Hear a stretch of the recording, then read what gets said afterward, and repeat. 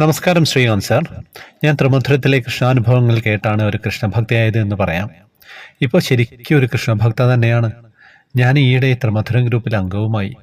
എനിക്ക് 2 കൃഷ്ണാനുഭവങ്ങളുണ്ട് ട്ടോ. എനിക്ക് മഞ്ചാടി കാണാൻ വളരെ കൊതിയാണേ. ഒരു ദിവസം ഞാൻ കണ്ണനോട് പ്രാർത്ഥിച്ചു, കൃഷ്ണ എനിക്കൊരു കുന്നിക്കുരു തരുമോന്ന്.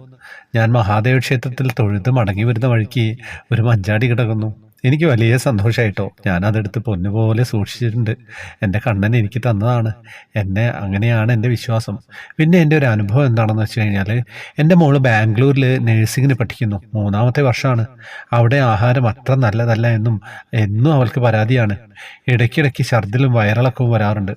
ഒരു ദിവസം കൂടുതലായി ഹോസ്പിറ്റലിൽ അഡ്മിറ്റായി. 2 ദിവസം കടന്നു. നാട്ടിൽ വരണമെന്ന് വിചാരിച്ചപ്പോൾ അടുത്ത ദിവസം പരീക്ഷയാണ്. പ്രിൻസിപ്പൽ പറഞ്ഞു ഹോസ്റ്റലിൽ വിശ്രമിച്ചാൽ മതിയെന്ന്. ഡിസ്ചാർജ് ഡിസ്ചാർജായി വന്ന് 2 ദിവസം കഴിഞ്ഞപ്പോൾ രാത്രി എന്നെ വിളിക്കുന്നു, വീണ്ടും വയ്യാതെയായി ഹോസ്പിറ്റലിൽ പോവുകയാണെന്ന്. ഞാൻ ആകെ പേടിച്ചു. എന്തു ചെയ്യാം? അങ്ങോട്ട് പോകാനും പറ്റുന്നില്ല.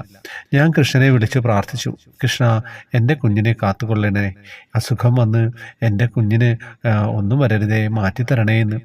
അത്ഭുതം, 1 മണിക്കൂർ കഴിഞ്ഞ് മോള് വിളിക്കുന്നു, അമ്മ എനിക്ക് കുഴപ്പമൊന്നുമില്ല കേട്ടോ, ഇപ്പോൾ അസുഖമൊക്കെ മാറി, ഡോക്ടറും കുഴപ്പമൊന്നുമില്ല എന്ന് പറഞ്ഞു. ശ്രീകാന്ത് സാർ, എഴുതിയതിൽ എന്തെങ്കിലും കുഴപ്പമുണ്ടെങ്കിൽ ക്ഷമിക്കണേ. കൃഷ്ണ കൃഷ്ണ കൃഷ്ണ. എന്താ കഥ? അങ്ങനെ എത്ര അനുഭവങ്ങളാണെന്നോ എൻ്റെ കയ്യിലുള്ളത്. അപ്പം വാട്സപ്പ് ഗ്രൂപ്പിലേക്ക് വരിക. ഗ്രൂപ്പ് മെമ്പേഴ്സിൻ്റെ അനുഭവങ്ങൾ നമ്മൾ വേഗം വേഗം പറയുന്നുണ്ട്. അല്ലാത്തവരുടേതും ഇടയ്ക്കൊക്കെ ഓരോന്നോരോന്നായിട്ട് നമ്മൾ പറയുന്നുണ്ട് കേട്ടോ. അപ്പം വേറെ ഒന്നുമില്ലല്ലോ വിശേഷം. ഇനി അടുത്തയാളുടെ അനുഭവത്തിലേക്ക് കടക്കാം.